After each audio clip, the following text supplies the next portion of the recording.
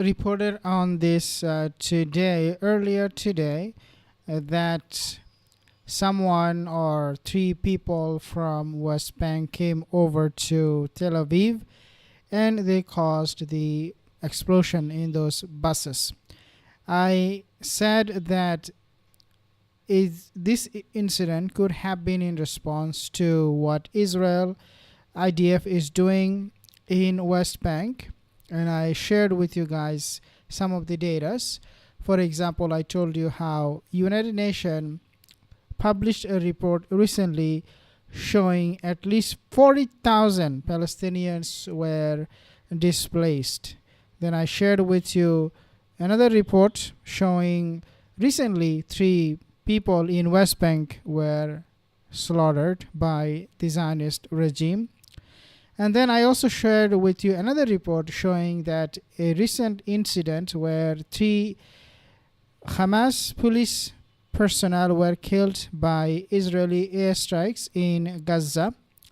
And I told you guys that this is perhaps the reason why we are now seeing unrest in Tel Aviv, especially when it comes to the bus explosions.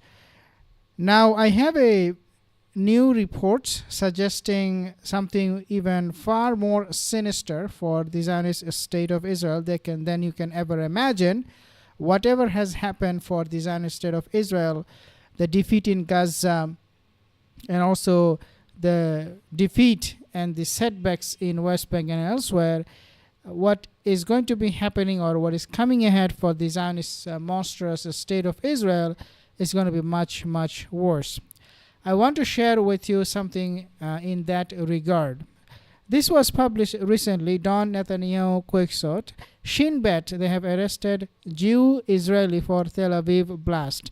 And what blast we are talking about? It is the bus explosion. So I want to read few things for you to understand it better. So this is coming on TRT News. TRT is a Turkish-based news article, a news channel. And they have published this. The arrest of a Jewish Israeli suspect by Shin bet in Tel Aviv bus explosion draws attention to Netanyahu's construction of an imaginary Arab enemy and justification for intensifying offensive in the occupied West Bank. This article I chose for a very special reason, and that is, in this article they have exposed how Netanyahu actually mobilized an entire army on this excuse that they were attacked. These 3 buses were exploded because of the so-called terrorists coming from West Bank, and how he actually already struck some part of West Bank with his military that caused a lot of casualties and deaths. Israeli security agency Shin Bet has reportedly arrested 3 suspects, including at least 1 Jewish Israeli suspected of driving quote-unquote apparent terrorists who set off 3 bombs on buses in the Tel Aviv suburbs on Thursday. They were supposed to be exploding on Friday morning, but they exploded on Thursday. I will actually talk about this group who are doing this, and I will try to explain my reason why I think this kind of attack will increase in the coming days. No casualties were reported as the buses were parked and empty after finishing their routes. Hebrew media outlets reported that the arrested Jew-Israeli suspect will be brought for a remand hearing on Friday. It was also reported by several Israel-based news outlets that some of the detainees were identified as Jewish Israelis. Remember this word, Jewish Israelis. Haaretz quoted a police source saying that the explosive devices were meant to detonate on Friday morning, and bags with Arabic language writing were found on some of the buses.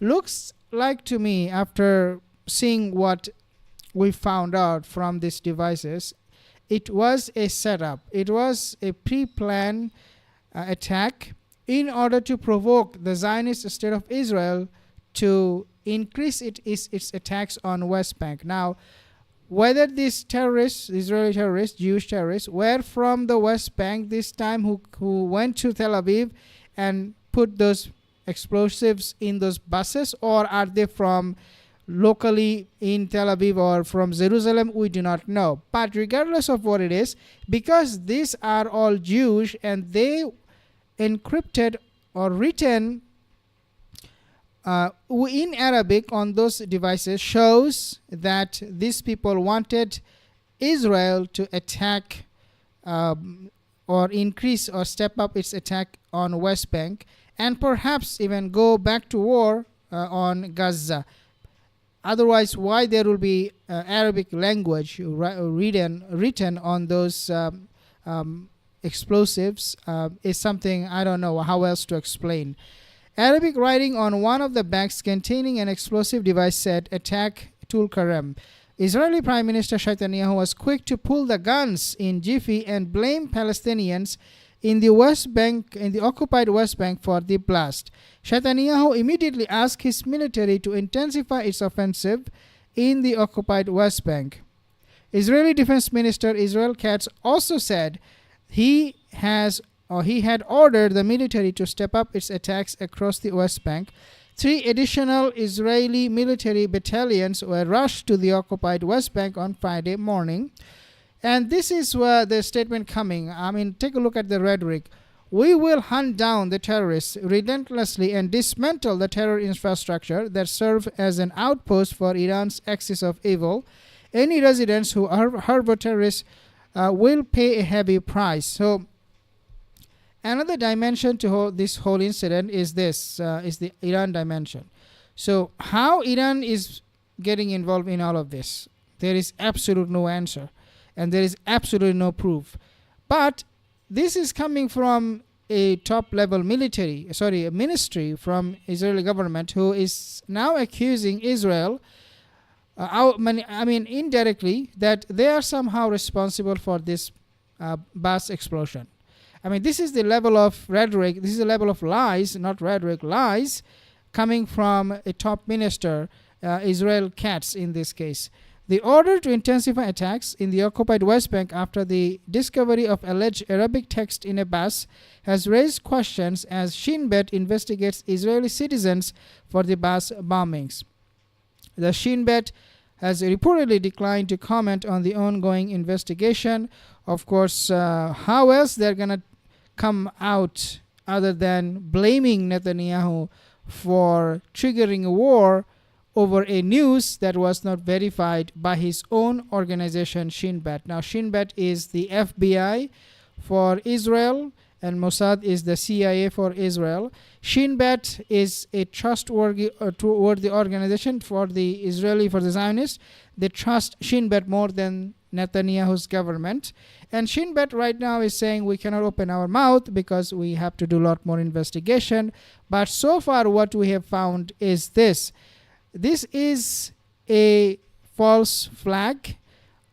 Perhaps, again, as I said, the motive was to trigger a war again against the people of Gaza, going back to war with them, or going to attack West Bank, some other parts of West Bank where Israel has not launched any attack yet, but they do want to. So this would give them a excuse.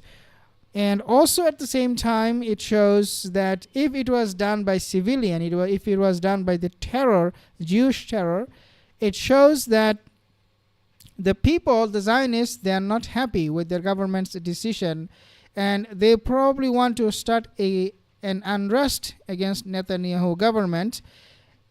I mean, we have seen how Netanyahu's own residence was targeted before by these Jewish terrorists during the war with Hezbollah.